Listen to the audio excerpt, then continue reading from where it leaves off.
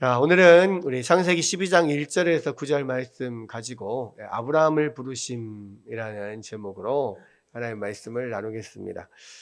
지난주부터 이제 아브라함의 이름이 나오기 시작을 하잖아요. 그래서 이제 우리에게 익숙한 이름은 아브라함이죠. 아브라함. 네. 근데 처음에는 아브람으로 나옵니다. 원래 아브라함의 이름은 아브람이었고, 나중에 하나님께서 이 아브라함에게 약속하시면서 언약을 맺으시면서 그 이름을 바꿔주시죠. 아브라함에서 아브라함으로 이름을 바꿔주십니다. 아직은 이름을 바꾸기 전이기 때문에 아브람이라고 합니다. 지난주에 우리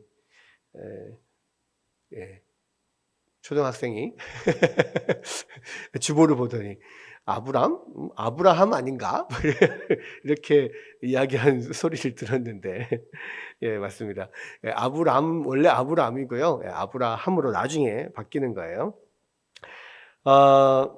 이 창세기 12장은 이 아브라함을 부르심 이 사건이 이 창세기에서 또는 성경 전체에서 가장 어쩌면 중요한 사건이라고 할 수 있어요. 신구약 전체를 통틀어서 말하면 예수님이 태어나신 것이 가장 중요한 사건일 것이고요.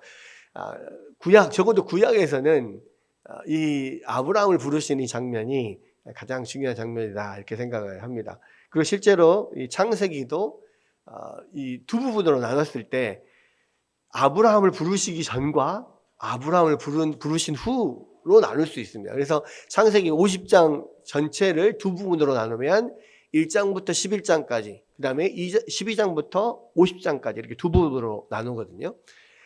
아브라함을 부르시기 전에는 1장부터 11장까지는 우리가 원시 역사 이렇게 이야기를 합니다. 그리고 이제 12장부터 50장까지는 족장 역사 이렇게 이야기를 합니다. 그래서 이제 아브라함부터 시작해서 12장부터 50장까지는 아브라함부터 시작해서 아브라함의 자손들, 아브라함의 아들 이삭의 아들 야곱, 그다음에 야곱의 아들 요셉 이렇게 이 아브라함부터 시작해서 그 자손들 한 사람 한 사람의 이 족장들이 나오거든요. 그 족장들의 역사다 이렇게 볼 수가 있어요. 그래서 이 창세기를 전후로 나누는 분기점이 되는 것이 아브라함을 부르시는 아브라함의 소명의 장면이고요.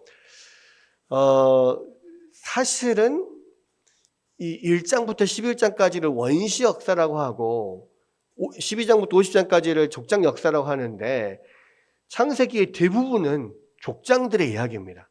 그러면 1장부터 11장까지 5분의 1 정도가 족장들의 역사가 시작되기 전에 역사를 아주 간추려서 모아놓은 것이기 때문에 압축시켜 놓은 거기 때문에 원시 역사 이렇게 이야기를 하는데 이게 어떤 것과 같냐면요.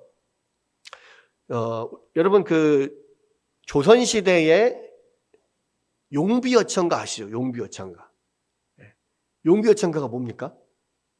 아마 아직 학생들은 배운 사람들도 있고 아직 안 배운 사람들도 있을 거예요. 근데 우리 때는 고등학교 때 용비어천가 이런 거 고전 시가들을 많이 배웠었습니다. 근데 이 용비어천가가 뭐냐면 태조 이성계가 원래 그 조선을 세우잖아요.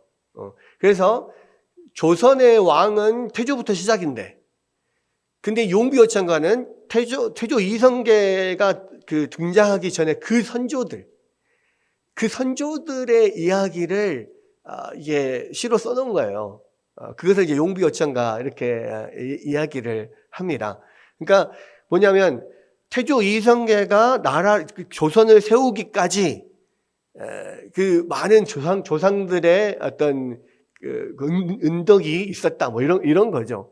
그래서 태조보다 더 앞서서 그 조상들을 하나의 왕의 대열로 이렇게 올려놓은 거예요. 그래서 결국은 용비어천가는 왜 태조보다 더 먼저 있었던 조상들의 이야기를 하냐면 그런 조상들의 은덕과 공이 모아서 결국 이성계를 통해서 조선을 건국하게 하였다 이런 이야기거든요. 그래서 어떤 조선 건국의 당위성과 또 하늘과 조상들의 도우심으로 이렇게 됐다 이런 식으로 어떤 정당성을 주장하기 위해서 이야기를 한단 말이에요. 그래서 사실은 조선의 역사에서 중요한 것은 태조부터인데 그 태조의 어떤 조선 건국을 정당화하기 위해서 그 배경적인 설명 내지는 그 앞에 어떤 에피타이저처럼 만들어 놓은 거, 이게 용비어천가거든요. 근데 왜 이야기를 하냐면 사실 창세기의 이야기는 아브라함부터 시작을 하는 거예요. 그 원래 중요한 것은, 이스라엘에게서 중요한 것은 뭐냐면 민족의 뿌리거든요. 우리의 민족의 뿌리가 아브라함부터인데 그 아브라함을 하나님께서 부르심부터 우리의 민족이 시작됐다. 그래서 우리는 선택받은 민족이다. 하나님의 어떤 그 계획과 뜻을 이루어가는 하나님의 선택하신 민족이다라는 것을 이야기를 하면서 그 정당성을 1장부터 11장까지 원시 역사에서 이야기를 하는 거예요. 그러면 아브라함을 왜 선택하게 되었느냐, 그거를 1장부터 11장까지 설명을 해주는 겁니다. 그래서 처음에 하나님께서 태초에 천지를 창조하셨을 때 우리 첫 선조 아담을 하나님께서 선택하셨고 그에게 그와 행위 언약을 맺으셨는데, 근데 아담이 그것을 온전히 지키지 못하고 범죄하게 되어서 결국 하나님의 영벌을 받아 마땅한 우리였는데 하나님께서 우리를 영벌에 처하지 않고 다시 기회를 주셨다. 그게 뭐냐? 여자의 후손을 통하여서 구원하실 뜻을 우리 가운데 알려주셨고, 그리고 아담의 자손으로부터 그 여자의 후손이 이제 오기까지 하나님의 계획이 쭉 이루어지는데, 그 하나님의 계획이 구체적으로 직접적으로 시작된 것이 바로 아브라함부터라는 거죠. 그래서 그 아브라함을 하나님께서 택하신 이유가 뭔지를 설명해 주는 게 1장부터 11장까지의 내용이라는 거예요. 그리고 사실 이게 타락 이후에 은혜 언약 이후에 나오는 가인과 아벨, 그리고 뭐 노아의 방주, 뭐 노아의 사건, 또 함과 야벳을 통해서 이렇게 나라가 이렇게 쭉 민족들이 퍼져나가고 뭐 이런 모든 것들은 결과적으로 하나를 이야기해요. 뭐냐? 인간 아담이 행위 언약을 하나님께서 그것을 주셨고 그것을 지키고 지킬 수 있는 능력도 있고 지키면 하나님께서 영생을 주시는 것을 약속하셨는데 못 지켰다 이거죠. 그리고 영벌에 떨어졌을 수밖에 없었고, 그 이후의 후손들은 더더욱 이제는 그거 지킬 수 있는 능력도 없어졌기 때문에 이 행위 언약으로는 우리가 영생을 얻을 수 없다. 그래서 결국은 하나님께서 인간들에게 그 어떤 영생이냐 영벌이냐를 선택하고 그것을 어떤 영생을 향하여 나아갈 수 있도록 그냥 자유롭게 놔둬서는 방법이 없다는 것을 지금 1장부터 11장까지 보여주는 거예요. 그게 이제 아담 이후의 자손들이 계속 실패하는 모습, 마지막에 노아 시대에 당대의 의인이었던 노아와 그 자손들로부터 다시 새로운 세상을 시작했음에도 불구하고 여전히 똑같이 그들 안에서는 이 하나님의 말씀을 온전히 지킬 수 없었다는 것을 바벨탑 사건까지 해서 보여주는 거예요. 그리고 나서 그러니까 이제는 인간의 그것들을 이루도록 맡겨놓을 수가 없고, 하나님께서 세세하게 인간에게 찾아오셔서 하나님께서 그 인간을 통하여서 직접적으로 역사하시면서 여자의 후손을 통해서 인류가 구원을 받을 그 계획을 아브라함으로부터 시작하셨다라는 것을 12장에서부터 보여주는 거라는 거죠. 그래서 1장에서 11장까지가 용비어천가다 이렇게 볼 수가 있는 겁니다. 그래서 이제 12장부터 그 전에는 어떤 한 사람에게 하나님이 찾아오셔서 그에게 약속하시고 그의 삶을 계속 그의 삶 속에서 함께 하시면서 그 하나님의 뜻을 계속 이루어가는 이 일이 그 전에는 없었단 말이에요. 근데 아브라함부터는 그게 시작이 되는 거예요. 그래서 이제 11장까지와 12장부터는 달라지는 건데, 자, 오늘 12장 1절부터 9절까지는 이 아브라함을 찾아오셔서 하나님께서 아브라함에게 약속을 하시고 부르시는 장면, 그것이 이제 1절부터 3절까지의 내용이고, 그 다음에 4절부터 9절까지는 아브라함이 그 하나님의 부르심을 받고 직접 그 부르심에 따라서 이제 움직이는, 이동하는 하나님의 뜻에 따라서 하나님이 이 보여주실 땅으로 가는 그러한 장면들이 이게 나옵니다. 이것을 통해서 또 하나님께서 어떠한 면들을 우리 가운데 또 말씀하시는지를 우리 함께 좀 살펴보도록 하겠습니다.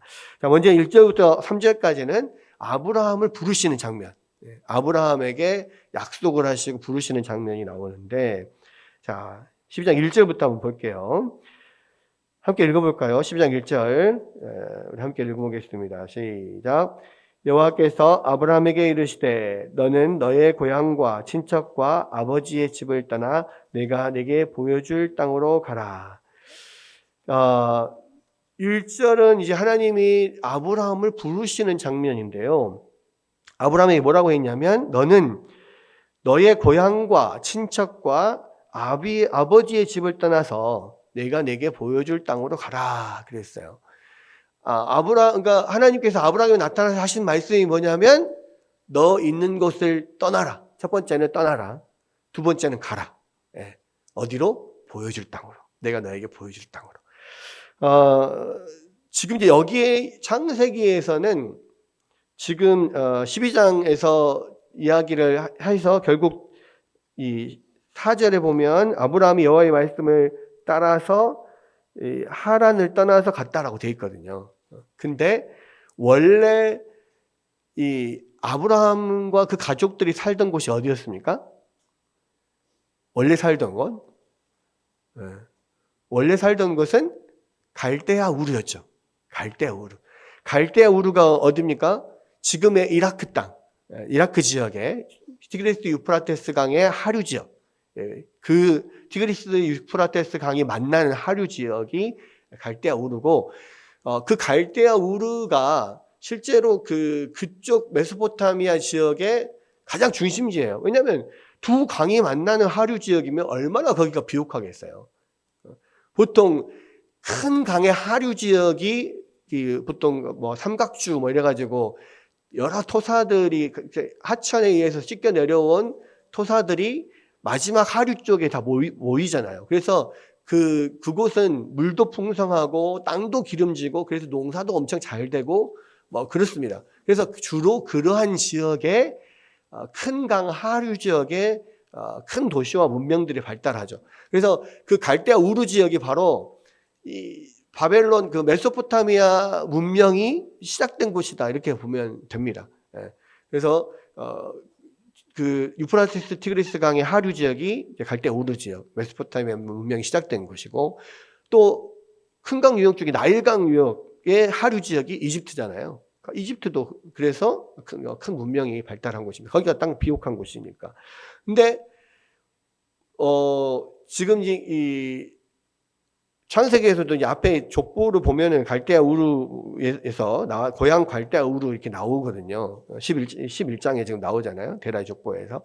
근데 나중에 그 사도행전 7장의 스데반의 설교나 여호수아의 또 설교, 여호수아의 마지막 고별 설교에도 보면 이제 아브라함의 부르심 장면이 잘 묘사가 되어 있는데, 원래 갈대아 우르 땅에서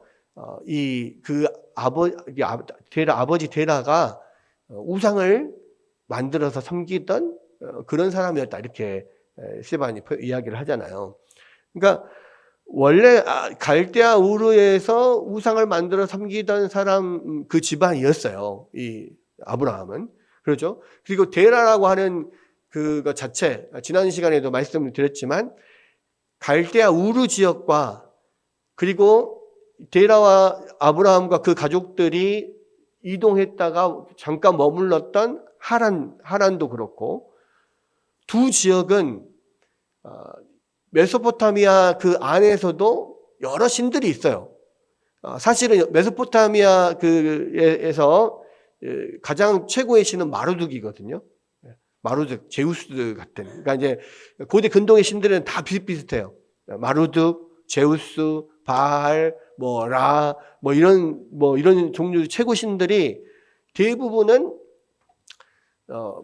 태양 또는 비와 번개, 비의 신, 이런 신들이 주로 최고 신입니다. 그러니까 마르둑도 비의 신이거든요. 최고신이에요. 거기도 번개를 다루는. 제우스도 번개를 다루는 게 왜 비의 신이기 때문에 번개를 다뤄요. 그러니까 비슷합니다, 다. 근데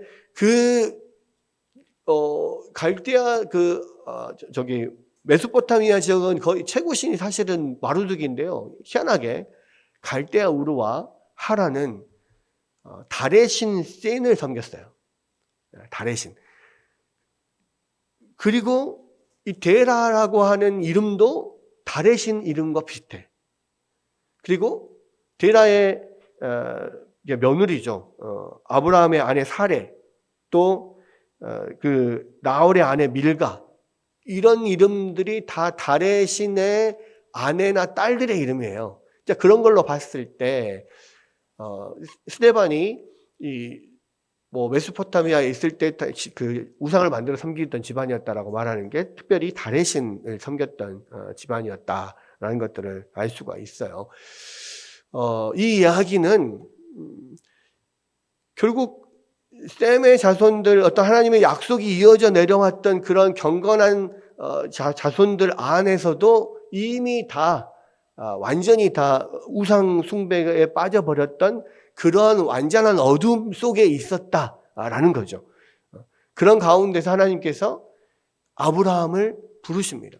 그러니까 이것도 사실은 가장 모든 것들이 다 어둠 속에 빠져들었을 때 하나님께서 일어나서 그 중에 한 사람 아브라함을 선택해서 그를 부르지 않으셨으면 인간에게는 아무런 소망이 없는 거예요. 그러니까 하나님의 구원은 전적으로 하나님께서 직접적으로 움직여서 역사하지 않으시면 인간은 구원받을 가능성이 전혀 0.0000001%도 없는 거예요.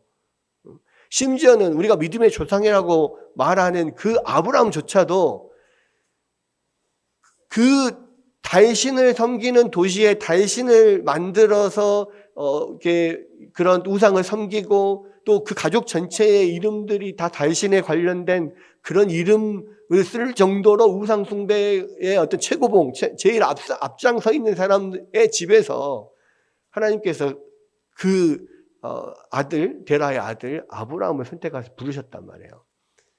그래서 이제 이 사도행전에서는 또 여호수아에서도 마찬가지고 갈대아 우르에서 그러니까 이 아브라함을 부르셨고 아브라함과 함께 막 그 아버지 데라와 또 나홀의 아들 롯과 이렇게 이 갈대아 우르에서 같이 이동을 하다가 하란에 이르러서 거기에 머물렀다.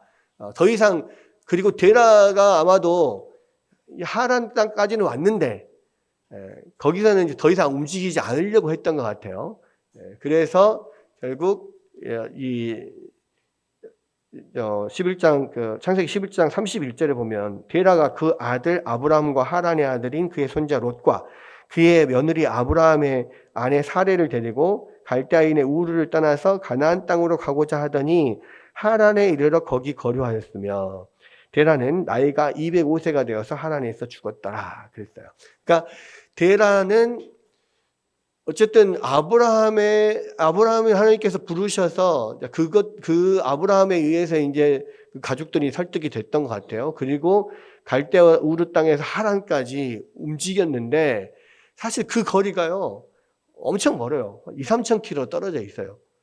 그 유프라테스 티그리스 강을 따라서 계속해서 끝까지 상류까지 올라와야 돼. 그러니까 갈대아 우르는 티그리스 유프라테스 강의 하류 지역이고 하란은 상류 지역이란 말이에요. 지금의 터키 지역 그쪽 지역이 하란입니다. 근데 거기까지 쭉 올라왔어요.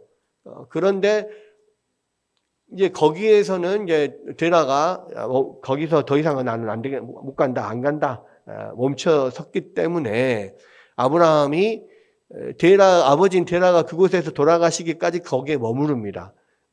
그리고 나서 이제 하나님의 부르심에 따라서 아버지가 돌아가시고 난 다음에 이제 하나님께서 명하신 땅 가나안 땅으로 다시 내려오게 되는 거죠.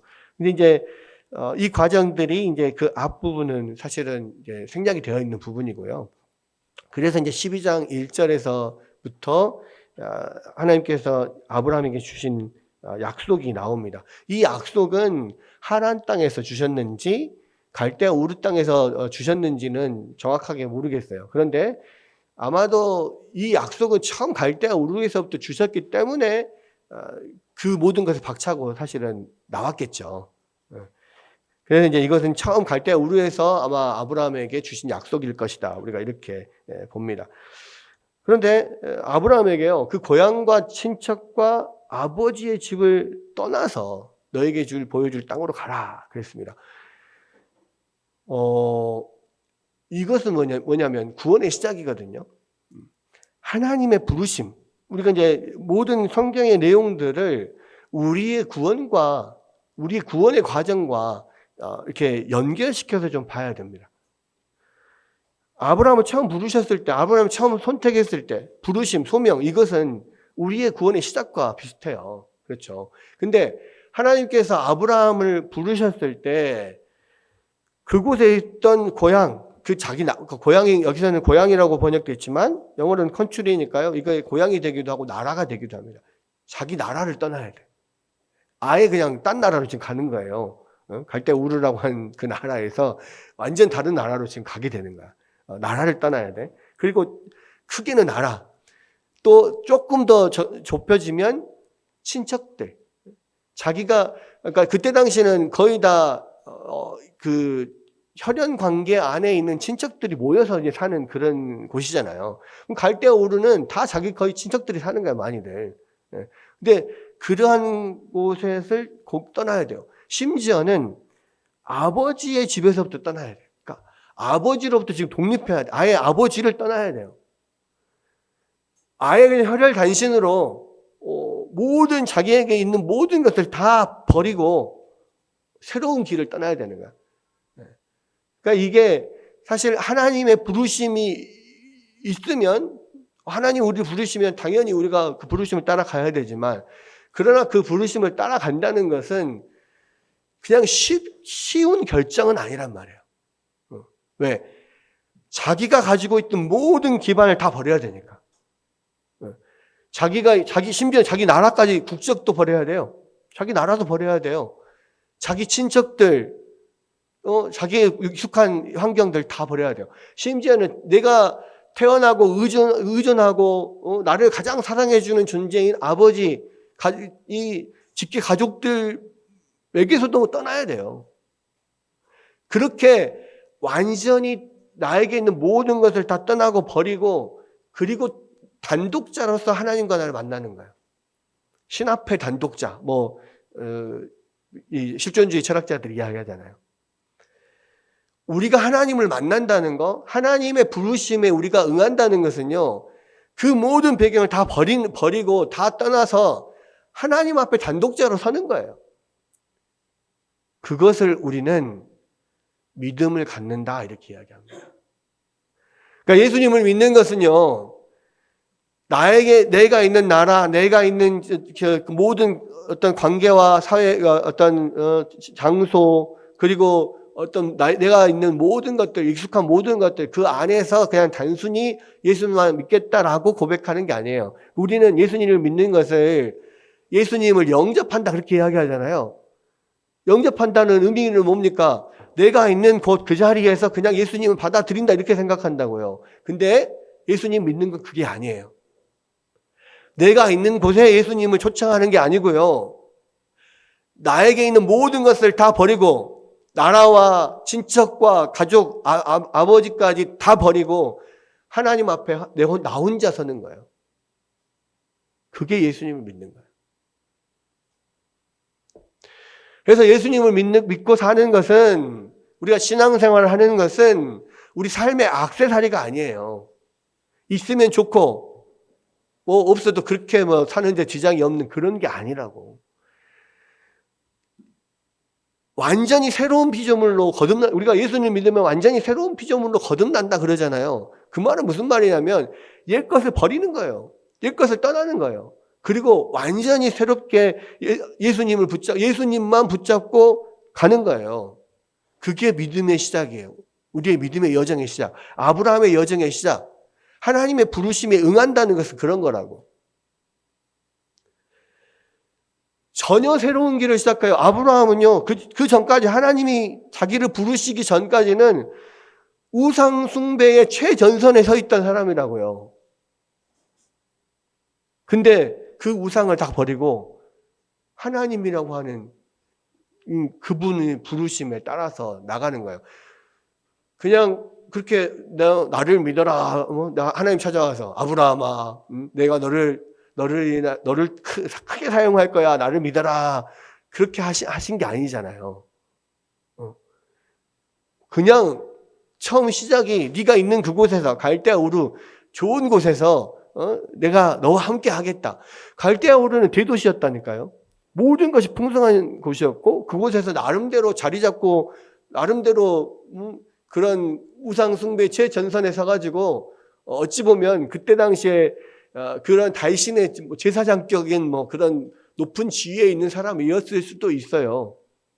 이런 정도로 온 집안이 다윗신에 관계된 이름으로 번복이 될 그런 정도라면, 근데 그 모든 것을 다 버리고 그냥 하나님을 따르는 거예요. 여러분, 이것이 예수님을 따르고 예수님을 믿는 거와 동일한 겁니다. 그래서 내가 정말로 이렇게 하나님의 부르심을 받고 내가 거기에 응한 사람들은요, 하나님을 진짜 만났다라고 하는 사람들은요, 그 전에 내가 쌓아놨던 모든 것들, 나에게 유리하고 나에게 필요한 모든 것 다 버리고 하나님만 딱 보고 나갑니다. 이게 첫 번째 특징이에요. 하나님의 부르심을 받는 자들, 진짜로 예수님을 믿는다라고 하는 사람들에게 첫 번째 특징이 이겁니다. 그 하나님은 왜 떠나야 되는지 말 안 해줘요. 그리고 심지어는 그곳을 떠나서 가라 그랬는데 어디로 가라 그랬냐면 내가 네게 보여줄 땅으로 가라 그래요. 보여줄 땅. 그냥 보여주고 가는 게 아니야. 아직 보여주지 않았어. 근데 내가 너에게 보여줄 땅으로 가라는 거야. 무조건 가라는 거야. 어디로 가는지 몰라. 내가 앞으로 보여줄 테니까 따라오라는 거지. 근데 여러분, 우리가 어디 여행을 가도요, 어디로 갈지, 거기에는 뭐가 있는지, 예를 들어서 여름이 다가오니까 여름 휴가 계획을 짠다. 이번에 어디로 갈까? 어디로 가지? 서울로 갈까? 어디로? 강원도로 갈까? 제주도로 갈까? 그럼 거기는 뭐가 있지? 내가 가서 뭘 보고 우리가 뭘 즐길 거지? 이런 것들 나름대로 다 구상하고 생각하고 계획하고 간단 말이에요. 그래야만 이게 가는 길도 되게 기대도 되고, 가서 뭐 하고 해야지 막 이렇게 나름대로 이제 꿈에 이렇게 부풀어 가지고 가죠. 그런데 그게 아니야. 하나님은 그냥 무조건 가래. 나중에 보여준다고 무조건 가래. 아브라함은 무조건 그러니까 눈에 보이는 거 하나도 없어요. 앞으로 하나님이 아브라함아, 앞으로 내가 너를 이렇게 해서 이런 식으로 해서 이렇게 인도를 할 거야. 그러니까 너 집을 떠나, 너희 가족을 떠나, 나라를 떠나. 그렇게 하면 그 비전을 가지고 오케이 하나님 알겠습니다. 이걸 이루어 주신다 이거죠. 오케이. 그러면서 갈 수 있어요. 근데 그게 아니야. 무조건 떠나래. 그리고 내가 보여줄 땅으로 가래. 그냥 가래. 앞으로 보여주겠다는 거야. 그래서 우리가 예수님 믿는 게요, 쉽지가 않아요. 하나님을 믿고 행한다는 것은요, 결국 앞에 뭔가 감이 안 잡히는 상황에서 하나님의 뜻에 따라서 우리가 움직일 때가 참 많단 말이에요. 뭐가 있을지 몰라. 근데 한 가지는 알아. 구체적으로 어떠한 것을 하나님이 주실지는 모르지만 하나는 알아. 하나님이 분명히 나에게 선한 것을 주실 것이다. 이거는 분명히 알아요. 그 선한 것, 하나님이 구체적인 약속은 안 하셨어요. 근데 좋은 것, 선한 것은 약속을 하십니다. 그게 뭐예요? 2절, 3절의 약속입니다. 2절, 3절에. 자, 2절, 내가 너로 큰 민족을 이루고 네게 복을 주어 내 이름을 창대하게 하리니 너는 복이 될지라. 2절은 아브라함 개인에게 주는, 주로 개인에게 국한된 이제 약속이고요. 3절은 아브라함 개인뿐만 아니라 아브라함의 주변의 사람들과 모든, 심지어는 모든 열방, 모든 민족까지도 하나님께서 계획하시는 것들을 보여주는 건데, 첫 번째는 내가 너로 큰 민족을 이루게 하겠다는 거야. 그러니까 어떤 거냐면, 아브라함아, 네가 지금 있는 나라를 떠나라. 그러면 내가 너로 나라를 이루게 하겠다. 네가 지금 있는 나라를 떠나면 내가 너를 통하여서 다른 나라를 세울 거야. 그것이 큰 민족을 이루는 거예요. 큰 민족을 이루는 거. 그리고 그러니까 하나님이 떠나면, 하나님이 네가 떠난 그것보다 더 큰 것을 주겠다라고 지금 말씀하고 있는 거예요. 너의 고향집, 너의 나라를 떠나. 그러면 내가 너로 하나의 큰 나라를 이루게 할게. 이게 약속이에요. 근데 이거는 딱 와닿진 않아요. 큰 나라 언제 이룰지는 어떻게 알아? 심지어는 어떻게 이룰지는 전혀 알 수가 없는 상황이에요. 근데 그냥 그렇게만 돼 있어. 그 다음에 내게 복을 주어서 내 이름을 창대하게 할 거다. 하나님 복을 주시는데 네 이름을 내가 창대하게 할 거야.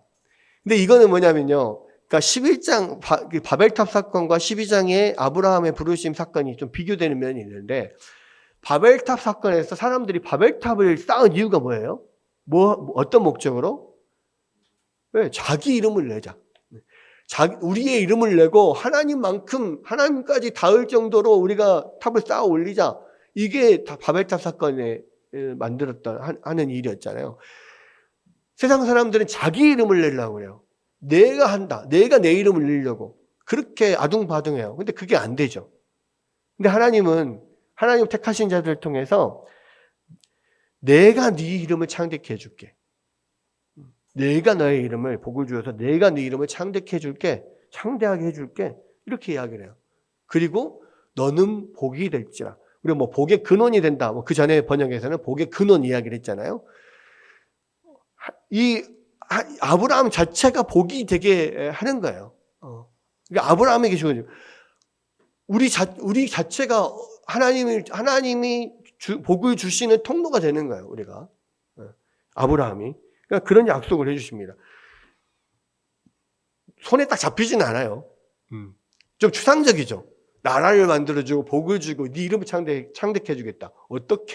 어떻게는 몰라. 근데 나중에 보여주겠다는 거야. 하나님이 너희 보여줄 땅으로 약속을 하시고 인도를 하십니다. 그러니까 우리도 알죠. 우리도 예수 믿으면 우리 가운데 영생이 오고 천국에 가고, 그리고 우리가 어디 가든지 주님께서 함께 하시고, 뭐 다 그런 복과 또 안전과 어떤 평안과 하나님이 약속하신 모든 것들이 있어요. 성경에 많은 약속들이 있잖아요. 근데 딱 손에 잡히진 않아. 다 추상적이야. 그래서 어떻게 하겠다고? 어떻게 없어요. 근데 하나님이 약속하셨어요. 분명 아는 것은 뭐냐면 하나님이 약속을 하시면 반드시 이루신다는 것을 알기 때문에 우리는 그 약속을 믿고 가는 거예요. 아브라함이 그 약속을 믿고 그 모든 것들을 다 버리고 떠나서 그 믿음의 발걸음을 옮겼듯이 우리도 마찬가지라고. 그것이 그 하나님의 약속을 믿고 우리가 그 주님을 붙잡고 나아가는 그 믿음의 길과 동일한 겁니다. 이게 이제 2절이 개인에게 주시는 복이었어요. 그러면 3절은 뭐냐?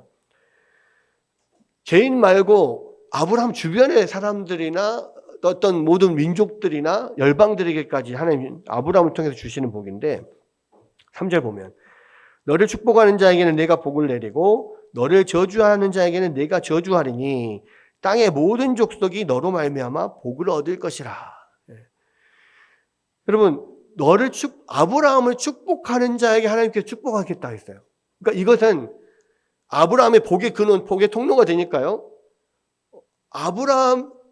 하나님의 복의 통로인 아브라함을 선대하면은 하나님이 그 사람에게도 복이 흘러가게 해요.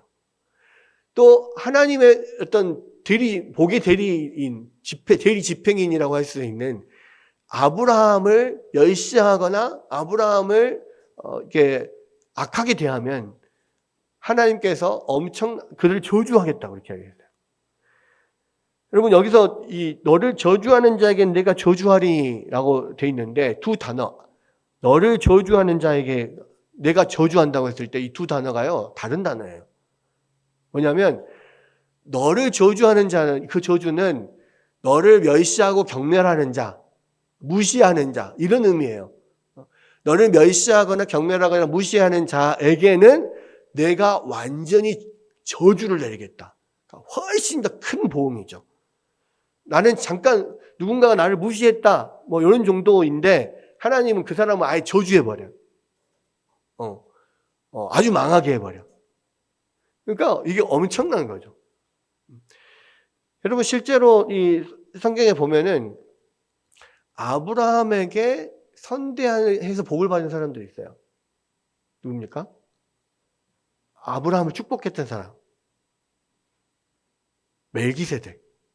멜기세덱은 아브라함에게 축복해서 복을 받았어요. 또 축복까지는 아닌데 그래도 나름대로 아브라함과 약속을 맺으면서 서로 이렇게 침범하지 않게 하자. 왜냐하면 너가 하나님께서 함께하는 줄을 내가 알았다라고 이게 하면서 언약을 맺어서 평안을 얻었던 사람이 있어요. 누굴까요?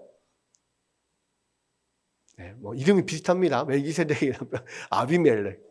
네, 아비멜렉이 아브라함과 이렇게 언약을 맺고 그 시대에는 아비멜렉이 평안을 누렸단 말이에요.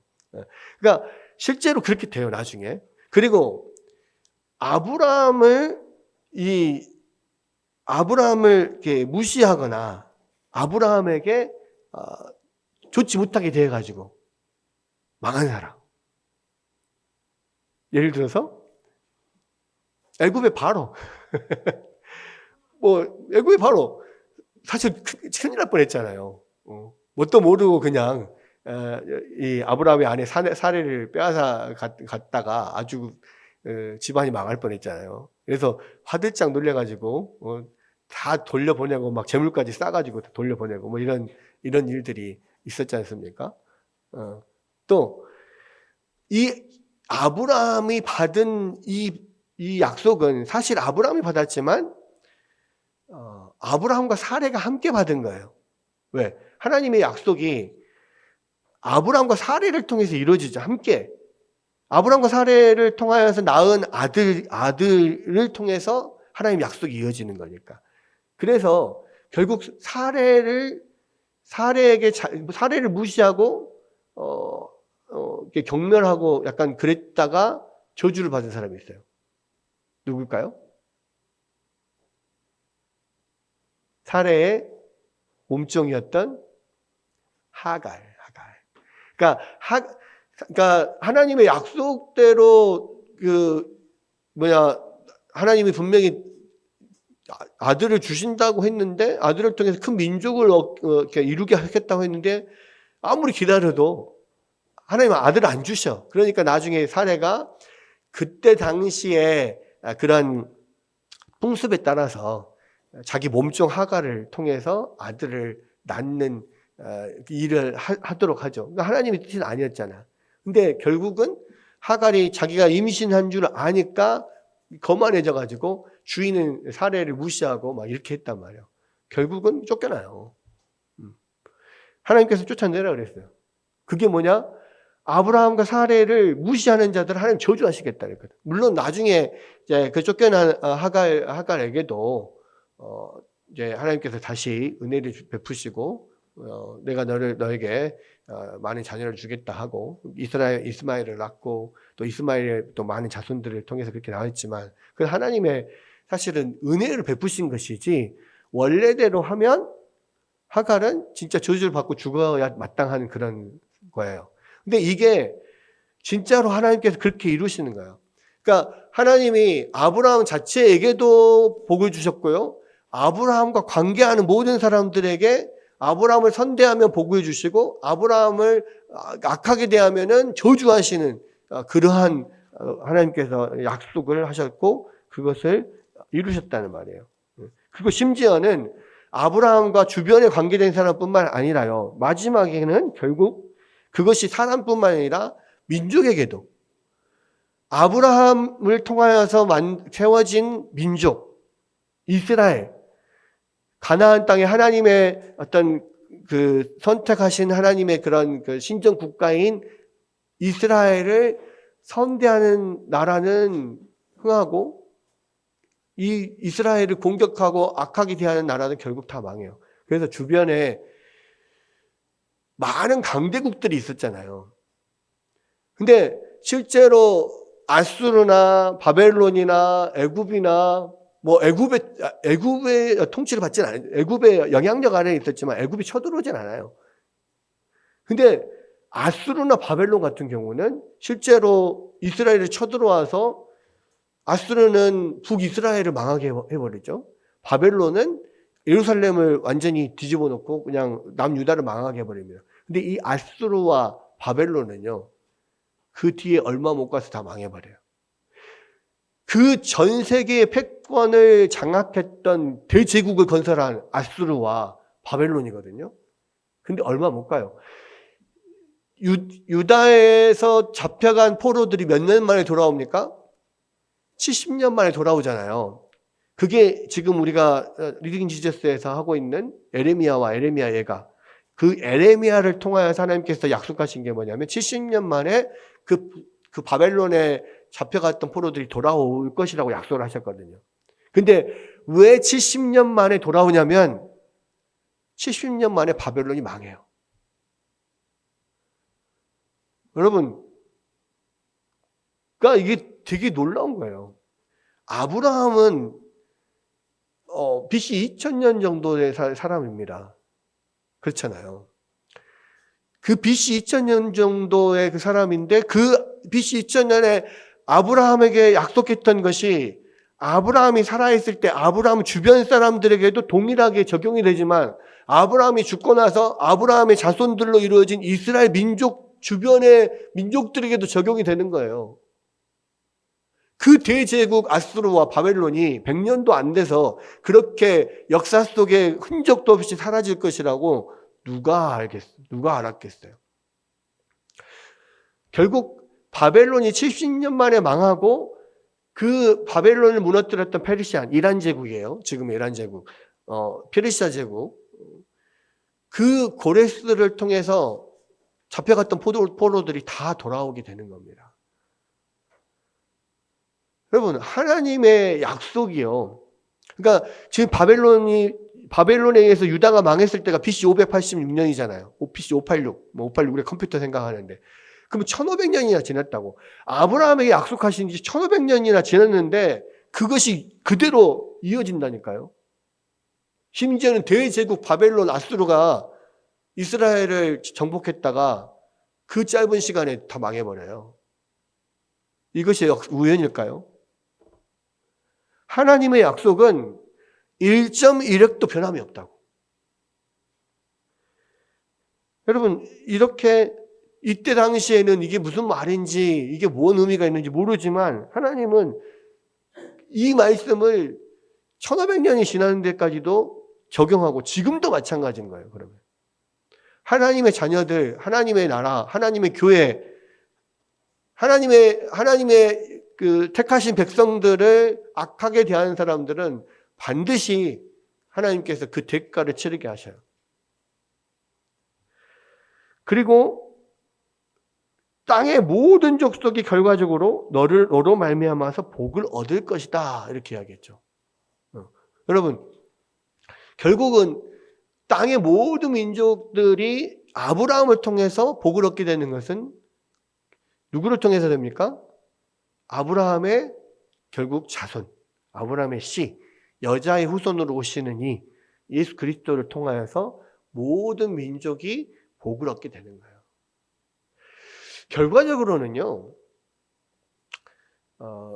뭐 가나안을 저주했던 것에서도 이야기를 했었고, 뭐 하나님이 어떤 저주가 임하거나 뭐 이런 일들이 있을 때 결국 하나님은 그들에게 저주하기 위해서 이것을 하신 게 아니라 하나님의 결국 선하신 뜻을 이루기 위해서 하나님께서 그 큰 그림 안에서 이 일을 사용하시는 거예요. 악인에 대한 형벌이나 저주도 사실은 결과적으로는 이 아브라함의 후손 또는 여자의 후손을 통하여서 온 인류에게 미칠 복을 이루시는 그 역사적인 배경을 이루기 위해서 사실은 거기에서도 악인들의 어떤 저주나 형벌이나 이런 것들이 들어간다는 거예요.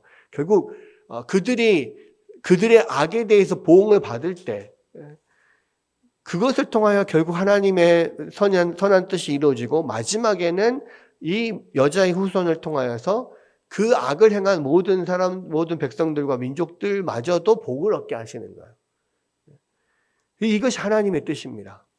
그래서 결국 하나님의 아브라함을 부르시는 궁극적인 뜻은 뭐냐면 이 아브라함의 씨를 통해서 결국 모든 민족, 모든 열방의 복을 얻게 하기 위함이에요. 이게 하나님의 뜻이에요. 그러니까 하나님은 선하시고 하나님은 우리의 인간을 사랑하셔서 모든 인류에게 복을 주시고자 하는 마음이 변치 않아요. 근데 결과적으로는 그 모든 일들 중에서 이것을 위해서 이 여자의 후손을 이 땅에 보내시고 그 여자의 후손을 보내시기 위해서 아브라함을 택하시고 아브라함을 통해서 이루어지는 한 민족, 한 나라를 택하신단 말이에요. 그러니까 아브라함을 택하시는 것은요, 아브라함 개인을 택하는 것도 있지만 결국 이 여자의 후손, 하나님께서 아담의 시대 때 약속하셨던 그 여자의 후손이 오도록 그 여자의 후손이 태어날 배경으로서의 민족과 나라를 만들기 위한 부르심이었단 말이에요. 그러니까 단순히 아브라함 개인에게 어떤 기대하는 어떤 바가 있는 게 아니라 하나님의 큰 그림, 여자의 후손을 통하여서 이 온 인류에게 복을 주시고 영생을 주실 이 일을 이루기 위해서 그 여자의 후손이 태어날 그리스도가 오실 그리스도가 오실 태어날 그 나라를 미리 만들어 주시는 거예요. 그러니까 그 나라를 만드는데 초점이 있다고. 그것을 위해서 아브라함을 불러요. 네, 아브라함의 후손을 통해서 이 나라를 이루고 그 나라 안에 이 여자의 후손인 예수 그리스도가 오시게 만드는 거죠. 그래서 오늘 우리가 함께 좀 살펴보고 싶었던 거는 뭐냐면 하나하나 나무를 보면서 하나님의 뜻을 찾는 것도 중요한데 전체적인 숲을 좀 봤으면 좋겠다는 거예요. 아브라함을 부르신 것이 단순히 아브라함 한 사람을 부르신 게 아니라고. 하나님의 모든 인류에게 복을 주실 하나님의 위대하신 계획을 이루시기 위하여서 또 그 여자의 후손이 오늘 태어나실 그 나라를 만들기 위해서 그 나라를 만들려면 아브라함으로부터 그 나라를 시작하시기 위해서 아브라함의 자손으로부터 그 나라가 시작돼야 되니까 이 아브라함을 선택한 거예요. 그리고 아브라함을 보호하시는 거예요.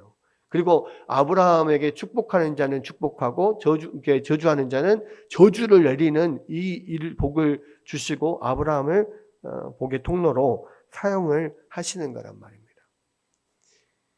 여러분, 이것을 통하여서 하나님께서 하나님의 놀라운 뜻을 이루시는 건데 아브라함이 그 모든 것을 다 이해하지는 못해요. 또 하나님이 그것을 다 알려주지도 않아. 근데 아브라함이 그냥 그 부르심에 순종하고 나갔기 때문에 결과적으로는 이 모든 일들이 다 하나님의 역사 속에서 깨어 맞춰져서 우리에게 참게 예수 그리스도를 통한 복이 임하게 된 거예요. 마치 그것과 같습니다. 우리가 무슨 007 영화 같은 거 보잖아요. 첩보 영화 같은 거 봤을 때 보통 이 첩보 영화에 관계된 사람들은요, 어디에 가서 어느 지하철역 몇 번 출구에 있는 무슨 물품 보관 함에 몇 번째 함을 열고 거기서 있는 물건을 가져다가 어디 가서 누구에게 가져다 주십시오. 이런 지령이 내려오잖아요. 그럼 왜 그런 지령이 내려온지 몰라요, 그 사람은. 근데 일단 그것을 충실하게 해내. 뭔지는 모르는데 그냥 해. 그러면 그것이 물건이 전해지고 뭐 이렇게 하다 보면 결과적으로 큰 그림이 맞춰져서 어떤 한 전체적인 놀라운 어떤 역사의 흐름이 이렇게 어떤 큰 사건이 벌어지잖아요. 아브라함은 그런 거예요. 하나님의 큰 그림은 몰라. 근데 어디 지하철역 가서 거기에 물품함에서 뭘 꺼내다가 가서 누구에게 갖다 줘라. 거기 가면 네가 어디 누구에게 가야 될지 어디로 가야 될지 내가 이야기해 줄게. 아브라함은 그 말을 듣고 갔어요. 그 가나안 땅 근처까지 갔어요. 가서 세겜에 이르렀더니 나중에 보니까 이 땅이 바로 그 땅이다. 내가 너희 자손들에게 줄 땅이 바로 이 땅이다. 세겜에서 하나님께서 아브라함에게 비로소 말씀해 주셨거든. 하나님의 역사는, 그러니까 하나님께서 어떤 일을 이루실 때요, 한 사람 한 사람에게 모든 그림을 다 설명해 주고 이해하게 하고 그리고 일을 하게 하지 않으세요. 그냥 그 사람이 할 수 있는 정도, 여기서부터 여기까지 이 부분만 이야기를 하고 하나님께서 그렇게 이야기를 했을 때 그 사람이 순종하면 그것들을 통해서 나중에 놀라운 큰 그림의 역사가 이루어지는 것을 보게 된다고요. 여러분, 우리의 신앙생활도 마찬가지입니다. 여러분, 하나님이요, 앞으로 우리를 어떻게 사용하실지 모든 것을 자세하게 설명해 주지 않아요. 근데 하나님께서 우리가 있는 곳에서 우리가 할 수 있는 어떤 작은 것을 우리에게 맡기신다고요. 우리는 그것을 이게 뭐 때문에 필요한지도 몰라. 그런데 내가 그 있는 곳에서 하나님께서 맡기신 것을 그냥 묵묵히 순종하고 행하면요, 그런 것들이 하나하나 모여져 가지고요, 나중에 하나님의 큰 역사가 이루어지는 것을 볼 수가 있어요. 여러분, 우리가 신앙생활을 한다는 것은, 우리가 하나님의 부르심을 쫓아서 순종한다는 것은 사실 그런 거예요. 우리에게 있는 모든 것을 다 버리고 떠나고 하나님 앞에 단독자로 서서 주님만 붙잡고 하나님 나아갈 때, 하나님은 우리 가운데 약속하시고 몇 가지 할 수 있는 일을 주셔요. 그게 하나님 나라에 어떤 도움이 될지는 몰라. 근데 중요한 것은 내가 그래도 할 수 있는 거야. 순종할 수 있는 거라고. 하나님께서 그것들을 주실 때 우리가 그 자리에서 그것들을 순종하고 우리가 하나씩 해 나가다 보면 하나님 나라의 놀라운 역사들이 우리 한 사람 한 사람의 순종을 통하여서 이루어지는 거예요. 우리 신앙생활 할 때도 마찬가지입니다. 계속해서 교회에서 함께 맡은 여러 가지가 있잖아요. 밥을 하는 것도 있고요. 설교를 준비해서 전하는 것도 있고요. 또 우리가 함께 성경을 읽자. 또 리딩 지저스를 하자. 또 책을 읽자라고 했을 때 그게 전체적으로 뭐에 필요한지는 몰라요. 근데 우리가 하나씩 내가 할 수 있는 범위 안에서 순종하고 또 열심히 하다 보면은 결과적으로 우리의 신앙도 커져가고 결과적으로 또 교회도 든든해지고 하나님 나라의 놀라운 역사들이 이루어지는 거예요. 우리 각자의 직장에서도 마찬가지고요. 우리 가정에서도 마찬가지입니다. 하나님은 지금도 여전히 우리에게 말씀을 통하여서 하나님께서 부르신 자들에게 복을 약속하시고 또 반면에 우리에게 해야 될 일을 계속 말씀하고 계세요. 우리가 할 수 없는 불가능한 큰 거는 아니에요. 그런데 하나님께서 우리가 할 수 있는 것, 작은 것 하나하나를 말씀을 통해서 우리 가운데 주실 때 우리가 그걸 하나하나에 순종해 나가다 보면 하나님 놀라운 역사를 이루게 된다고요. 아브라함이 하나님께서 이렇게 복을 주시고 약속을 하시고 부르셨을 때 이 놀라운 일이 앞으로 일어날지 어떻게 알았겠어요? 전혀 몰라요. 그런데 그냥 순종하고 그 갈대아 우르를 떠나서 하나님께서 보여주실 땅 가나안으로 그냥 무작정 갔어요.